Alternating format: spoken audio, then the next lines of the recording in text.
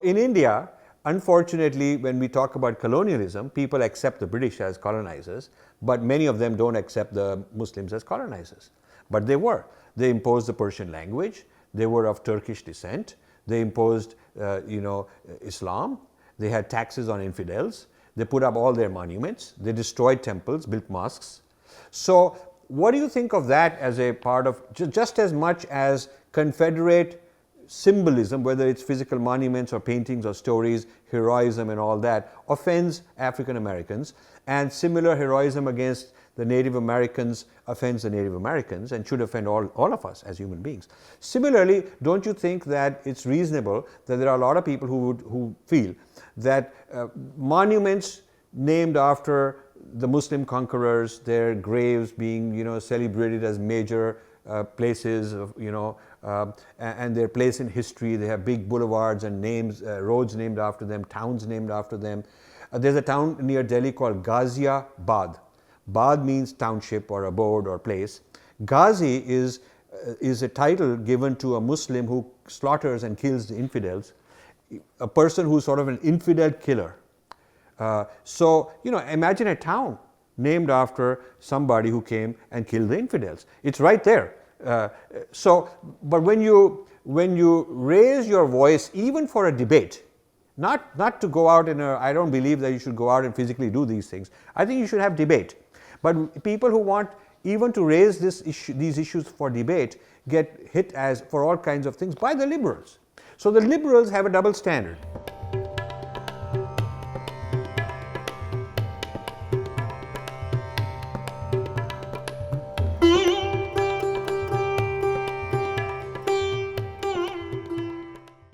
Namaste. Today I have an important guest, Stuart Wexler, who is a local high school teacher in a school here in the Princeton area. Welcome, Stu. Pleasure to be here. Hello to the audience here. Yeah. So Stuart teaches history and world religions, and the topic is very important today. We are going to discuss the riots, race riots that have happened in the United States recently, and show you a few video clips, get Stuart's views on it. How does it apply to the way you teach history in American schools? And then later on, I will discuss what can people in India, what are some of the questions that should come to the people in India on similar issues, similar topics, similar issues, not exactly the same, but similar, exist in many countries. So Stuart has written a book, America's Secret Jihad. Give us a short view on what this book is about. So America's Secret Jihad, the focus is on domestic terrorism in the United States, and specifically something called Christian identity terrorism. And so the jihad is really a reference to the idea that any religion can be perverted, in the sense that Islam gets perverted for terrorist purposes. Christianity was perverted for it in the second half of the 20th century and has influenced a number of very significant acts of racial terrorism and white supremacist groups and movements in the United States. And very few Americans understand it or understand the depth of its influence. And so my book tries to draw that out for the reader. Good. So we're going to get into that. The first thing I would like to do is show our viewers some video clips. Sure. And get your views on that. And these video clips concern the recent race riots in Charlottesville, Virginia, because some Confederate statues were going to be removed. Confederates are people who wanted slavery, and they were white supremacists. There was a civil war in the United States between the North and the South. The North wanted to abolish, and the South wanted to continue slavery. This was where Abraham Lincoln played a leadership role. And of course the South lost, we know, and that's how slavery was abolished a long time back. So these statues of the slave owners have continued, hundreds of them. How many are there? Like over 1,000. There's all over the place. All over the place. So people, blacks especially, and liberals in general wanted to do want to remove these statues, and this created a race riot because white supremacists did not want to remove these statues. They felt it's a part of their history. So we'll show you some clips, discuss them, and then we'll talk about what it means in the context of things happening in India, things happening where there are old monuments, there are roads named after conquerors and invaders, what to do about that. We'll talk about that. It's a controversial issue, but I think it's important to talk about it. Let's see the first clip. Heather Heyer died because of these statues, which in modern America have a very complicated history.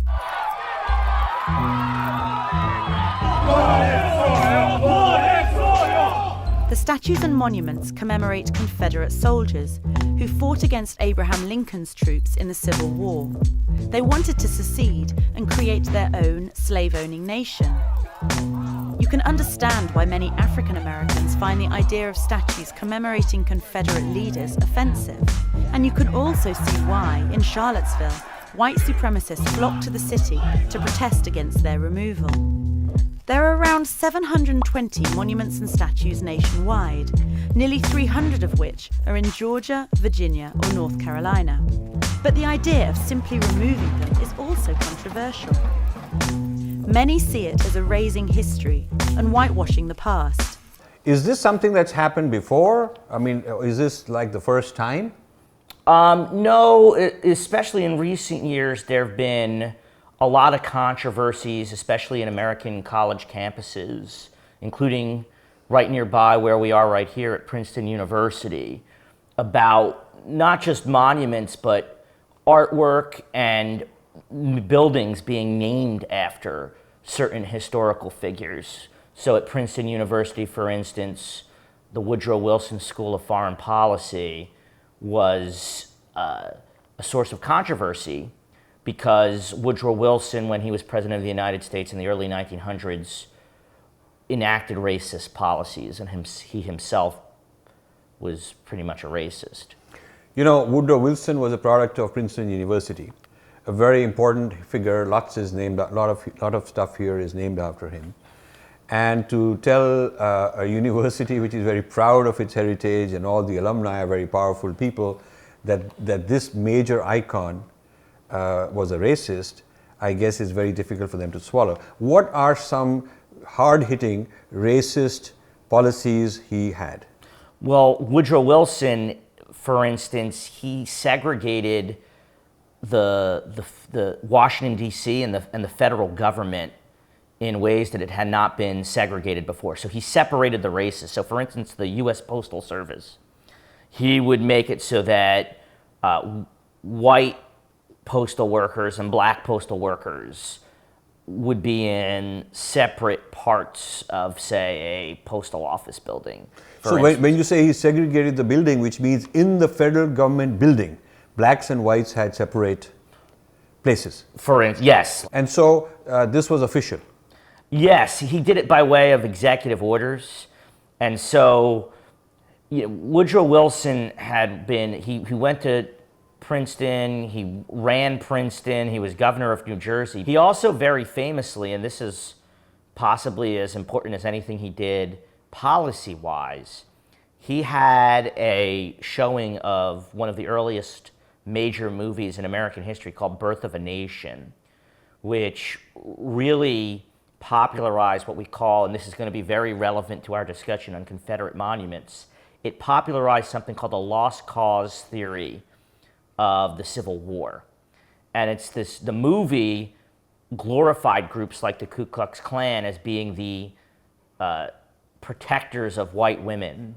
It portrayed Reconstruction, the period immediately after the Civil War when the U.S. military occupied the South and the South had to extend rights to African Americans. It portrayed that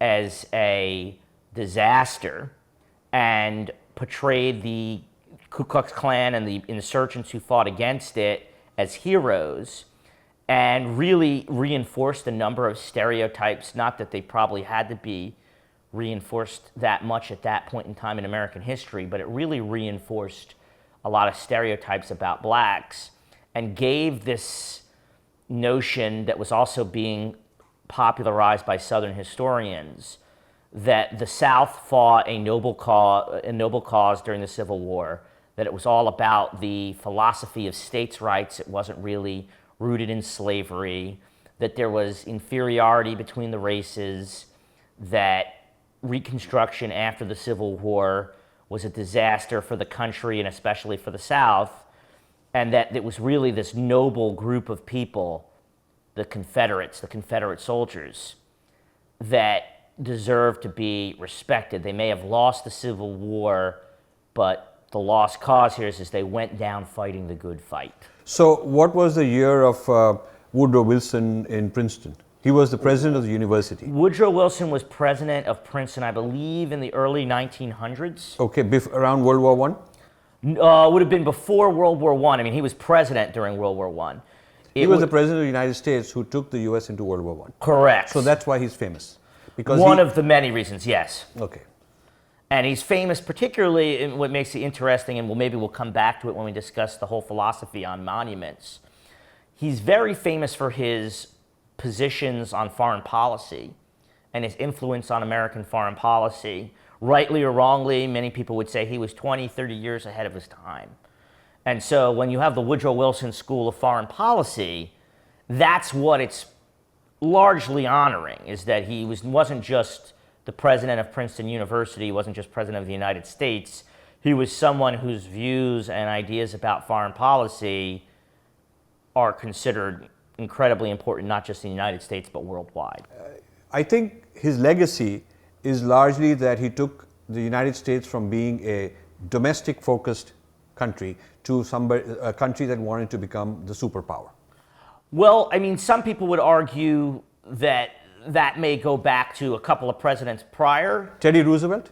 Teddy Roosevelt, William McKinley. Yes. But I think where Woodrow Wilson was very unique was he was a big believer in, the fancy word would be cooperative internationalism. So whereas somebody like Teddy Roosevelt would have asserted the United States' power inside our hemisphere, Woodrow Wilson believed that we needed to be wedded to the entire international system, and we needed to work collectively with especially the Western powers to keep the world peace. Sure. So let's continue the Confederate issue, and we'll come back and discuss this more and look at the second clip. Across the country, protests are being held to have them removed. This one in New Orleans, where hundreds came out to push for their removal. And it's a debate that doesn't look like it's going to end anytime soon. Kelly, it really does not look like it's going to end anytime soon. It's a conversation being had in cities and city councils between mayors and people in the streets. There are those like the president who say these statues and monuments should remain. They are a part of teaching history, but those opposed say the statues glorify slavery, oppression, and a painful past. In Memphis, University of Tennessee students today and others protesting, demanding the statue of Confederate General Nathan Bedford Forrest be pulled from a park at the center of campus, some even climbing the monument, attempting to cover it with a cloth. And in New Orleans today, protesters marched to Jackson Square and City Hall, demanding city leaders remove additional Confederate statues in the city. The city has already removed 4 Confederate monuments this year. And this morning, Duke University removed a carved limestone statue of Confederate General Robert E. Lee from the entrance of the university's chapel. The statue was vandalized on Wednesday, and in a letter, Duke's president, Vincent Price, said in part, quote, "I took this course of action to protect Duke Chapel, to ensure the vital safety of students and community members who worship there, and above all, to express the deep and abiding values of our university. The removal also presents an opportunity for us to learn and heal." Let's see one more, because I think we'll see a few just to get the diversity of what the news media has covered. I'm offended by them. I think about my grandmother who grew up in the segregated South and the Deep South in the low country of South Carolina, 1923. She would be offended by those things. And I want to be on her side. I want to be on the side of the right. Is there a way to view those monuments that's not viewed as racist? I mean, well, clearly there are, because there are people who don't view them as racist. They view them as symbols of virtue. They view them as a memorial to a sacrifice that people made for their homes. I mean, clearly that's a part of the narrative. They do tell us a lot of interesting stories if we're willing to hear them. Nobody's talking about being politically correct. Nobody's talking about being, what's the other one I hear? You know, you're being revisionist. And no. History is always a process of new questions. Every generation asks a new question. And as scholars, we go back and look at what the historical record left us to try to answer them. And we would be irresponsible if with these new questions that we did not go back and say, hey, now we understand this thing in a bigger way. There's those who say the monuments are part of history, but you put them in a museum rather than in a public place. So what's your view as a teacher? You do want to educate students about all this. I'm sympathetic in many cases to the idea of taking monuments and moving them into museums rather than putting them on public display. So let's take, for instance, the monument of Nathaniel Bedford Forrest. There are schools named after Nathaniel Bedford Forrest, and he was, without question, a very skilled and influential cavalry soldier. But what he's known for is founding the American Ku Klux Klan. We don't celebrate cavalry soldiers from virtually any other war, you know, to the degree that we'll celebrate somebody like Nathaniel Bedford Forrest. So you have to ask yourself, why is he being featured in certain places in public sphere? You also have to ask yourself, with many of these Confederate generals, why did they even put up the monuments? When did they put up the monuments? What you'll find is that in many cases the monuments didn't come up in 1870, right after the war. They came up in the early 1900s as Jim Crow laws, which were the laws that discriminated against African Americans in the South, started to be reinforced and reapplied. They came up during the civil rights movement when blacks were advocating for their rights. And if you take it, you know, there's such a thing as black Southerners. There are many of them. The city of New Orleans, where I went to college, is majority black. And to have them have to constantly be confronted with monuments and images to people whose intrinsic contribution to history, in most cases, is to betray the United States to fight for the cause of slavery, I think it would be the equivalent of having Jews go to schools that are named after Nazis. So the question is, you know, a given character has done good things and bad things. So the question is, what do you make of this guy? I mean, he may have started a lot of good things for society, and he may be an oppressor at the same time. We find that in Indian history. We'll come to that in a moment. It's probably true of every history. So who gets to decide in the balance whether this guy is a hero or a villain? And since our values keep changing from generation to generation, we look at things differently. You know, one day there may be such a huge amount of animal rights that anybody who was, you know, maybe Kentucky Fried Chicken's Colonel Sanders would have to be fried because, you know, he killed billions of chicken. So the question is, do we keep revising as values change, or do we say that at that point in history this guy was considered a hero? Maybe we put a plaque and interpret the guy for today. Do you think that would work? Well, you're getting into an issue that I think is very important that complicates things. It's called presentism. That's what historians call it. And that is when we make the mistake of assuming or applying our values to people at a different time period in a different era. And I think you do run the risk of potentially overdoing that. We don't want to be judged. I think you made a good point. If you're a meat eater, in 50 years, you may be judged by a society of vegetarians as doing something wrong. I think I've given this a lot of thought, and from a philosophical point of view, to me, a lot of it has to do with what is it that the monument is honoring? Is it obvious that it is honoring that thing? And is the bad thing, however bad it might be, and that has to be factored in, is that intrinsic to what is being honored? So let me now change the topic.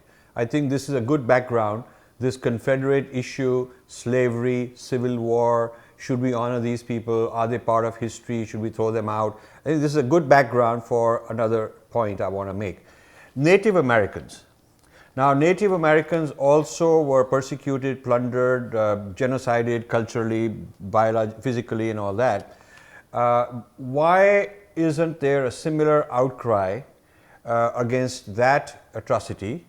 Why is it that there are teams, sports teams named after them, there are products named after them? It's not just statues, but a whole lot more. Well, actually, there has been in recent years outcry. There's been a major push to try and get the Washington Redskins to change their name. That's an incredibly controversial issue we can get into. The owner of the Washington Redskins claims that Native American groups actually think it's a tribute. There are some, certainly Native American groups, who do not. It gets very complicated. And most recently, and we're talking within the last couple of weeks, there's been pushes to take down monuments of Christopher Columbus because of the treatment of Native Americans during the Spanish conquest. Well, Columbus, the idea of Columbus Day being a national holiday started in the late 19th century in the Chicago World Fair. When Rockefeller and a few others, they came together and said the idea of building the American grand narrative based on various historical milestones, and Columbus Day was going to be one part of that. So until then there was no Columbus Day holiday. For the first few hundred years after Columbus, his birthday was not even a holiday. So all these are made up. The narrative keeps changing with the politics. So, and I, for one, don't think Columbus was a great hero because of the way he treated the Native Americans and his very overly zealous, aggressive Christianity on behalf of the Pope and so on. Completely denigrating these infidels, and the way that led to a whole kind of a whole sort of slaughter of Native Americans. So as somebody who's very sympathetic to Native Americans, I feel there's a similar case to be made on behalf of what happened to the Native Americans, and shouldn't many of the so-called founding fathers be considered guilty of that kind of persecution? Well, I mean, we could separate out founding fathers and Christopher Columbus. I think you have interesting debates. I think the issue with Columbus, it gets very complicated. Part of it has to do with how much of the persecution it falls on Columbus's hands and how much of it was under his governorship, but when he was away from the islands and the territories that he had controlled. I think there's a case to be made, certainly, that Columbus needs to be reconsidered. Should we have public monuments to him? Should we put him into a museum? I think he falls into that, a little bit into that fuzzy territory. But I can see where Native Americans are coming from. And you know what? If a community wanted, a particular community wanted him to be removed into a museum rather than on a public monument, I think I would go along with that. When you go to the Founding Fathers, now you're into a very interesting territory, right? Because it gets to that argument I make about the intrinsic nature of what you're honoring. Yeah, but I'm not limiting to monuments. I'm limiting to one's place in history. Right. So whether you physically have monuments or not is not the whole thing. There's also the narratives, the paintings, the songs, the theater. In other words, the entire imagery, the myth of Columbus and so on. I'm talking about all of that. Well, I think it's absolutely the duty of people in schools to present the blemishes without question. You present what they're supposedly being honored for, and then you present the blemishes. I used to put Christopher Columbus on trial for crimes against humanity when I taught world history. I used to have my students put him on trial. So I think you have to present all the sides of every person. If you're taking it outside of the issue of names of the public history as opposed to what we're teaching in schools, I would agree with you 100%. So about 25 years ago, when the school, Princeton Day School, where my children went to school, had a tour of the Natural History Museum, I remember the official tour guide in the museum was presenting, the story of the Columbus's discovery of America. And I raised my hand and said he didn't discover America, and this created kind of a stir. And I said that it's the Native Americans who discovered America. I mean, they'd been here for 20,000 years. Obviously, they discovered it. I think this sort of a subtle point has to be made. There was this idea of Christian discovery, the doctrine of Christian discovery, that when Christians see some place and say we have discovered it in the name of the church, it comprises discovery. I would say that the origin of white supremacy and taking over people's property because they were not Christians or they were not whites goes way back before the Confederate. Oh, absolutely. So we have to, if you really want to explain the origins, you got to go way back in time. And I think there is a lot that Christianity had to do with this whole rise of white supremacy. I certainly think that Christianity had something, certainly the bad and the good. You should also, I think, on the balance, and again, this is where you have balance coming in, a lot of international law, a lot of the foundations for opposing crimes against humanity were the crusade, that may be probably a bad word, were the life's mission of some of those same Christians, say within the Catholic Church. So there was dissent within the Catholic Church over the degree to which they were going around the world and persecuting, enslaving, and forcibly converting natives. And that is also the origins of a lot of the mechanisms we use to fight against those very same kinds of persecutions. I would tell you, the Vatican and the popes have apologized to various... And absolutely should. Yeah, to various groups where historically Christians came and persecuted them. Oh, yeah. But they have not done it in Goa, where the Portuguese did this. The Portuguese Inquisition in Goa is famous. What the Portuguese did was a holocaust in Goa, and they have never, the church has refused to do that. The reason the church has refused to do that is because there is currently an active program for conversion. So for them to apologize would mean that they would also have to stop doing it today. So the idea of this is a superior religion, yours is an inferior primitive religion. We find atrocity literature on you as a way to hate you, and therefore we justify the conversion by hook or crook, by whatever means, as a way of civilizing you. The civilizing mission of the Christians, starting from the Portuguese in India and continuing through the British era, continues today also. So why not have equal pressure under this business of fighting against supremacy and people conquering others and all that? Why not have pressure on the Vatican to basically acknowledge the misdeeds of their Inquisition in India and have them apologize for it? I would be all in favor of them doing so. Absolutely. Good. We are We're on agreement on that, yeah. I want to discuss a bigger issue. Christianity went and conquered many places. I mean, Christianity started in one small place, and it's Emperor Constantine, being the Roman emperor, who could then expand it all over Europe, and it wasn't a peaceful expansion. The whole thing against pagans in Europe, who didn't have these armies going and conquering the Christians, it's the Christians conquering them. The land was the pagans' land. They had been on that soil for umpteen centuries. And so to be invaded and told that you guys are no good because of God, God has given us this sanctity to come after you, was a kind of a conquest. And then the same thing in Africa, the same thing in Latin America, in the Americas in general, and now the same thing in Asia and India in particular.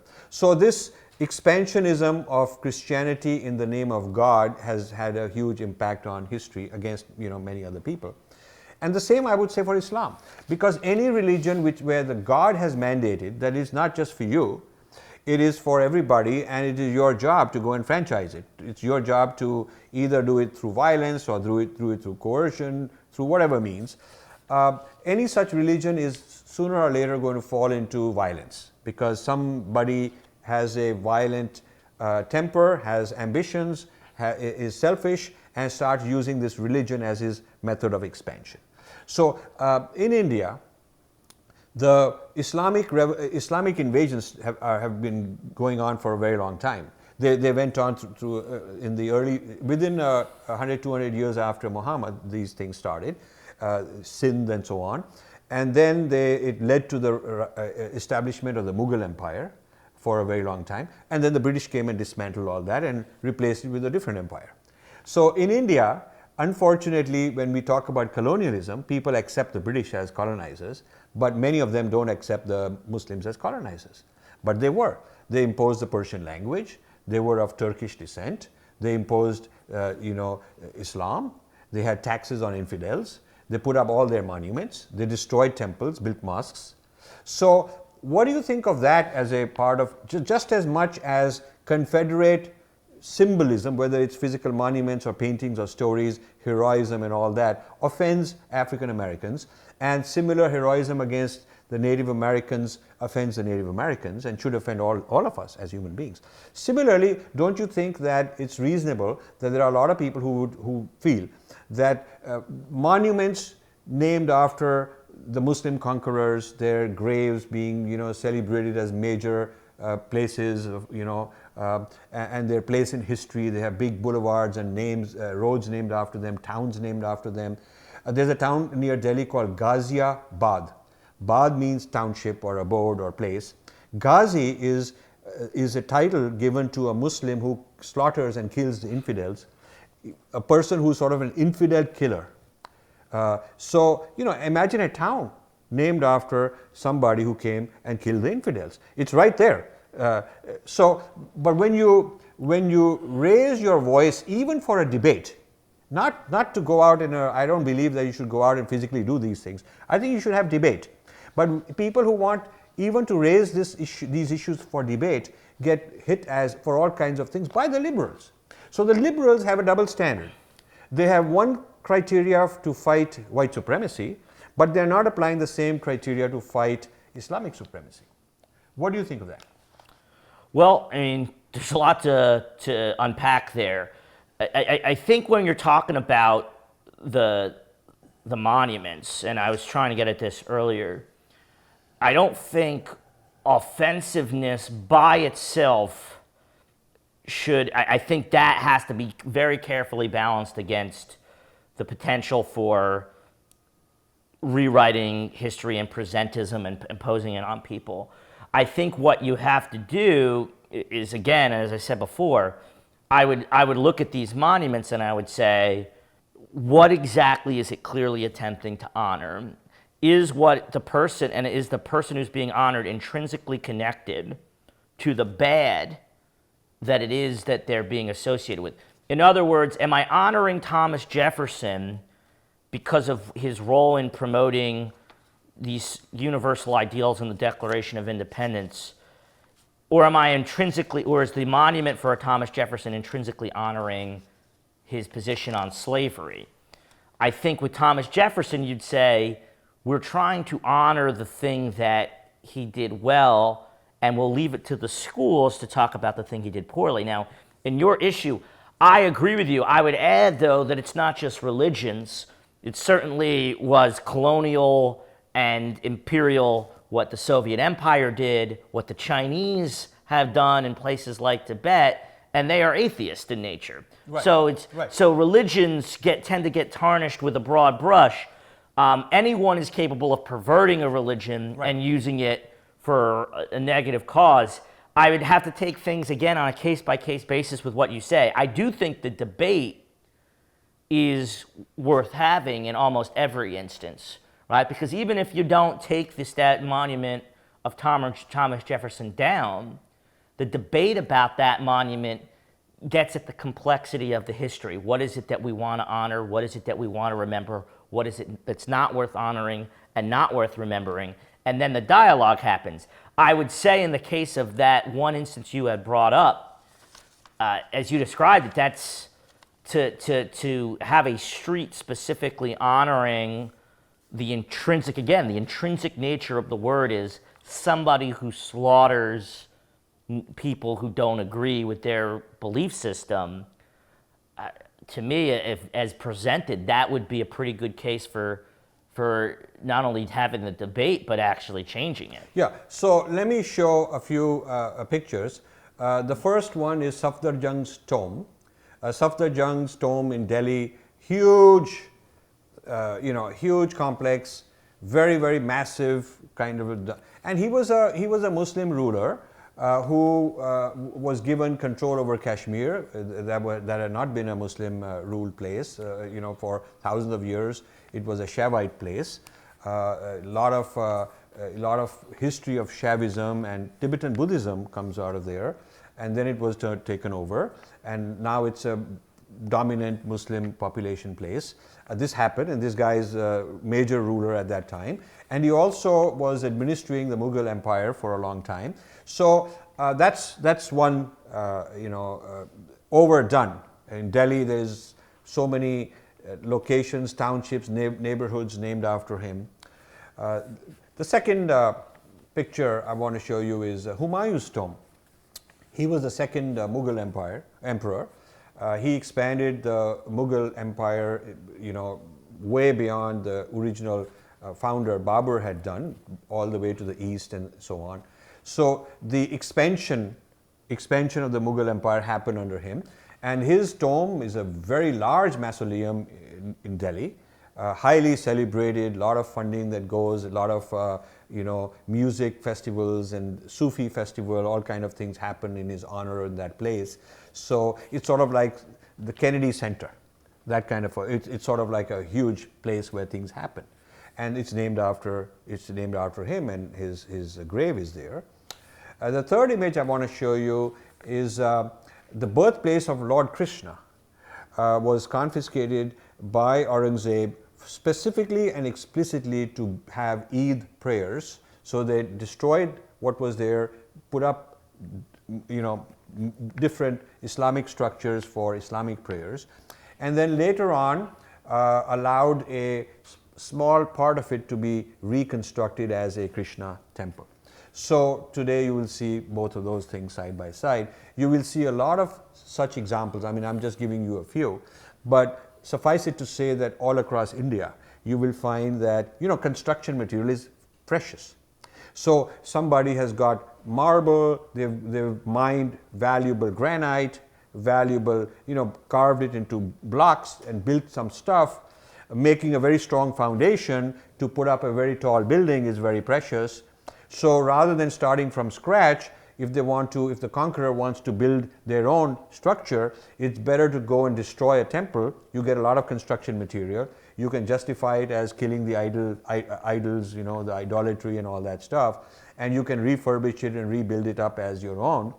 A lot of these Muslim famous architectural monuments, when you dig the foundation, you see Hindu things. Even Qutb Minar, the famous big tall pillar in Delhi, huge, beautiful structure, you will find that on some of those stones, on the back is a Hindu deity.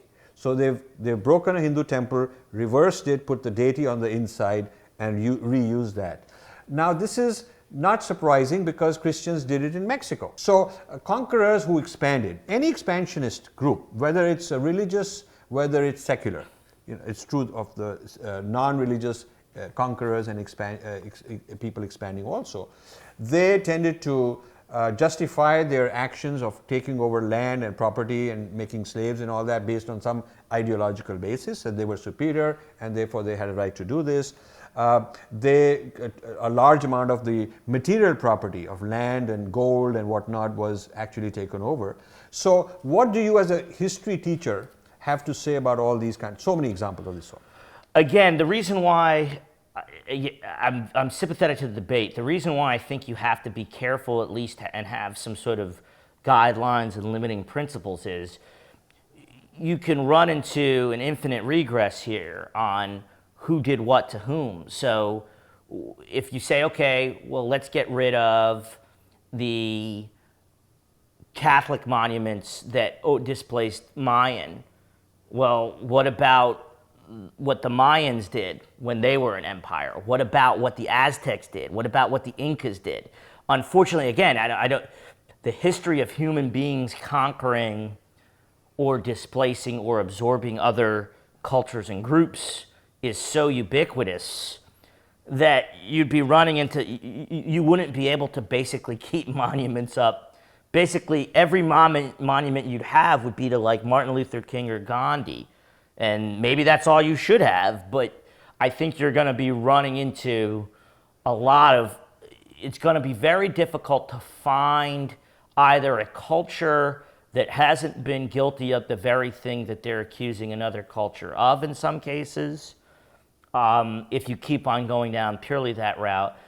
And you're certainly going to have a very difficult time finding people who are blameless as human beings to honor. But again, everything to me would be a case-by-case basis. So, and I'd apply those principles to them. So this argument that, the Christian expansion, white expansion, Muslim expansion did all this conquest and plunder, but the point is that those people that are the victims of that plunder, they themselves were doing these things to others, and this is an infinite regress. You can just keep going back and back, and therefore because of that we just let things continue. Oh, I wouldn't let things continue. I would debate the merits of every of the various items and have as you said, I think the debate by itself is very much worth having. Getting rid of every single monument that has something to do or some connection to Christian conquest, Western conquest, Russian conquest. Islamic conquest. And Islamic conquest. I'm not trying to diminish that either. Again, and with the religion, you're also dealing with issues that really can be inflammatory. Right. But then, even taking on the issue of white supremacy was inflammatory. But still you have to do it. Right. See, I think that there's been violence. There's been violence throughout history, and we know that. But some violence is worse than others because of two factors. One is that the nexus from where the violence is originating is exceedingly powerful. So the Christianity, Islam, and maybe others, Soviet Empire and a few others, Nazism, have had a history of such huge amount of power over others that the sheer magnitude of their violence and their expansion was much greater, orders of magnitude greater than some local fight.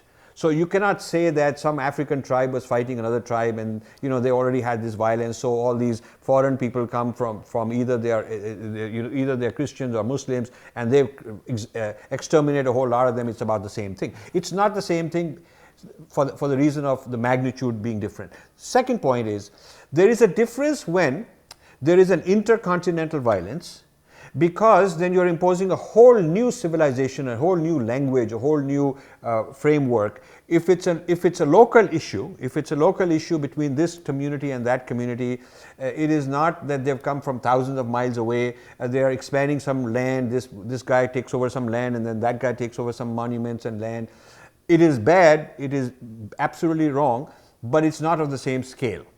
So I would submit that we have to take to task particularly the world-conquering institutions.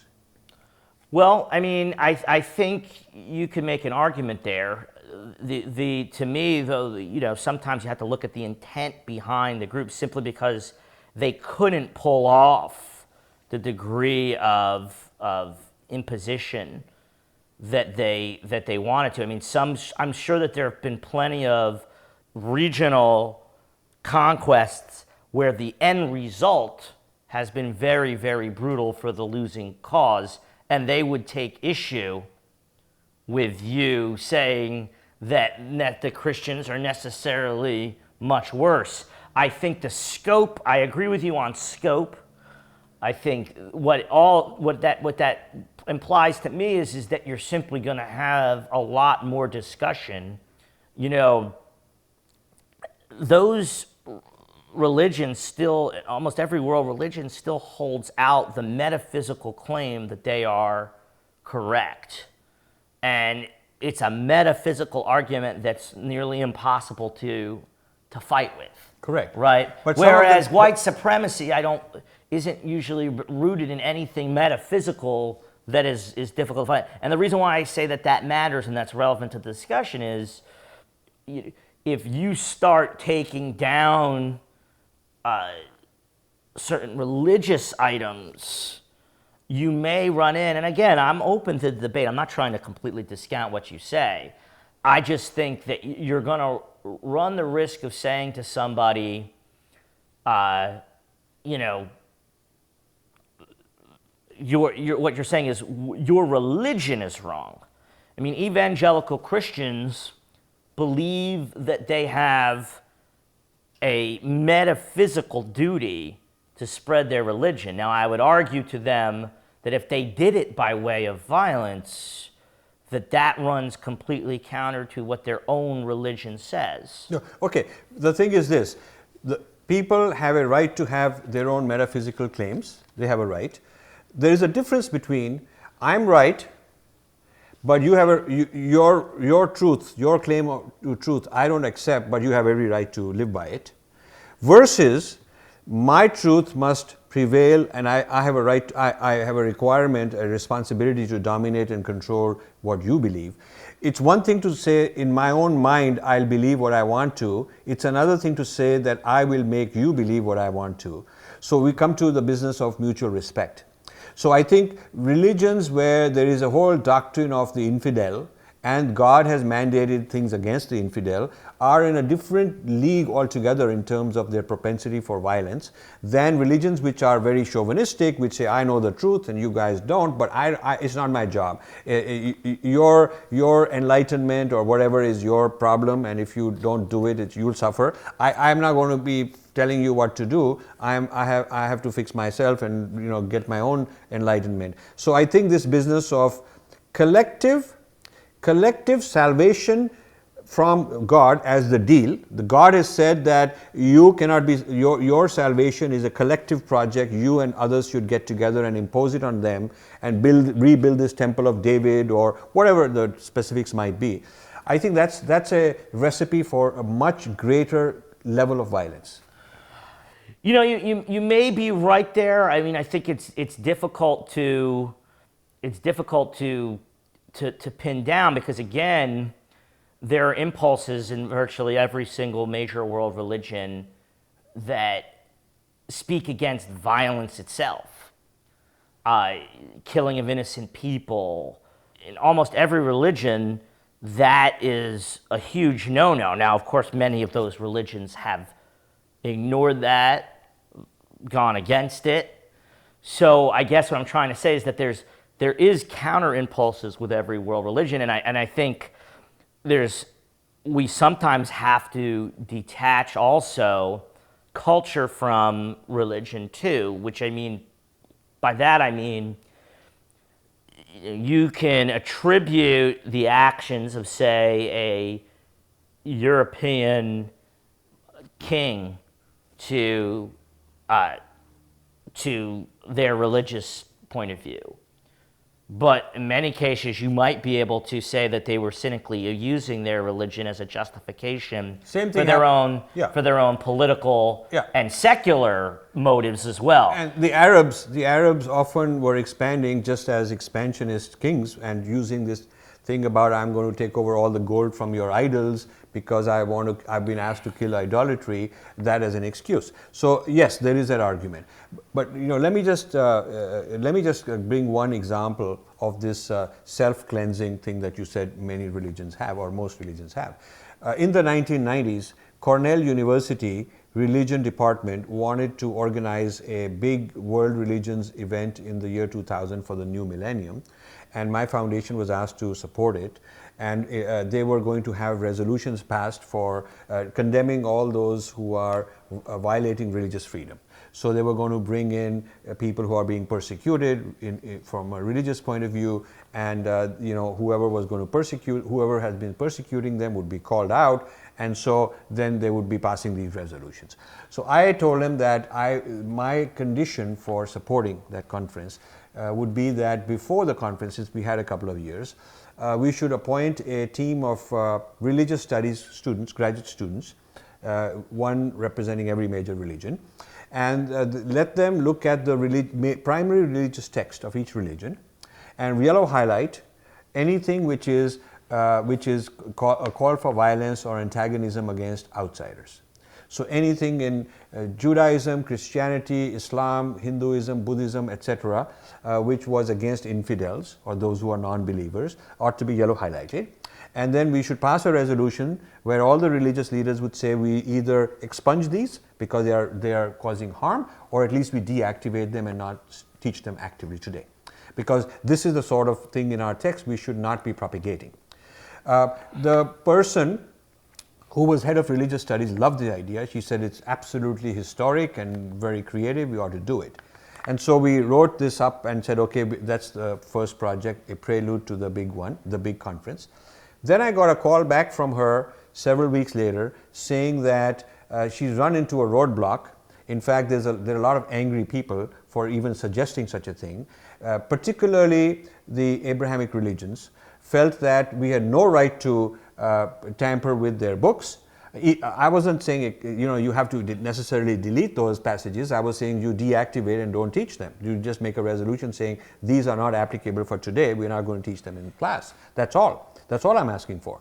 But there was such a huge pushback, the conference never happened because the threats from religious scholars, supposedly liberal, supposedly broad-minded, in the academy was way too much.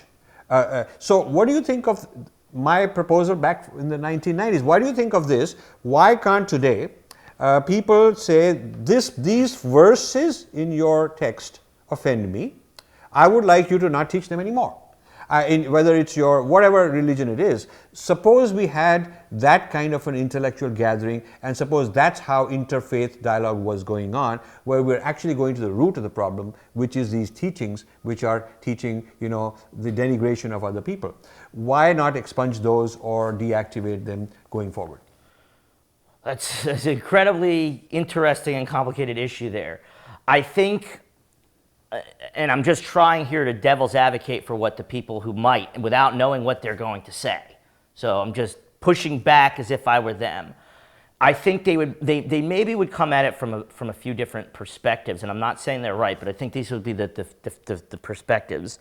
The first thing would be that they may object to your premise that a particular passage is actually meant in context to advocate what you think it advocates.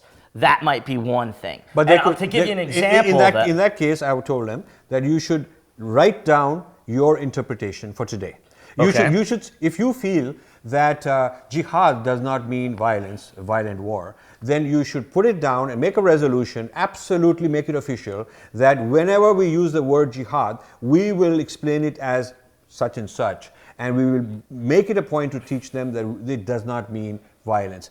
But they're not willing to do that because they feel that tampering with the text is not something they're allowed to do. Well, that would be, I'd have a couple of responses to that, but that's also the other issue is, depending on who you're talking about, the text itself is what it is and is sacred as it stands. And maybe I guess my counter proposal to what you would say that might accomplish the same thing would be, instead of saying to folks, we're going to work together and I'm going to identify passage X that I think has been used by your religion, and I think historically you could find many a case for it, to justify violence. I would say two things. One is sort of what you said, which is, okay, then explain it in context. But I think the other thing is some of these religions aren't wholly pacifistic. And what I would say instead is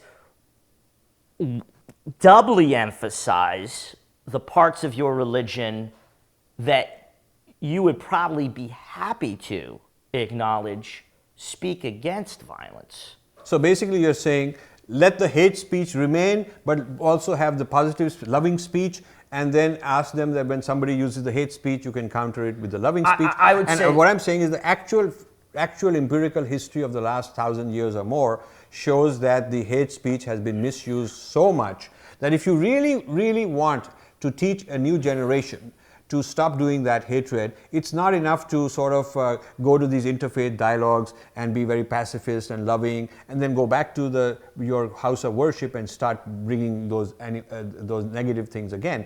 You really need to get rid of those. You really need to kind of blacklist certain verses and say these are weapons of mass destruction. They are weapons of mass destruction. So why not call it for what it is? And why not allow a debate of that sort? What I wanted was a debate. What I wanted was a debate where texts will be open to scrutiny by those people who feel that they have been persecuted by them, and all texts of all religions, including my own, should be up for debate. Well, again, just returning, I mean, for some of the people, metaphysically the text is sacred. It is what it is. Expunging it is in itself. I mean, you take, for instance, Islam. I mean, literally expunging stuff is about as bad of a thing as you can do for many people. I'm sympathetic with your direction. I just might propose going a different direction with it. So I think we should close, and I want to thank you for this very interesting discussion. And perhaps we've raised some issues that need to be debated and discussed further. Yeah, it was one of the best debates I've had in a long time. Yes. So in closing, I want my audience to know that we've talked about, I've tried to use the violence of white supremacists versus African Americans and various people who are against the white supremacists that recently happened in the United States, became a very big scandal. President Trump on the wrong side of it, in my opinion. I've used that to frame another kind of a discussion and talk about should Mughal glory, monuments, names, roads named after them, all kind of big buildings and stature and all that they've been given in history because of their own power. Should that be questioned? Should that be challenged? Should there be similar debates? I'm not calling for street violence or any of that, but honest intellectual debate. I think it should be. I think there's a lot of issues on both sides, what to do about the past. The past has got lots of problems.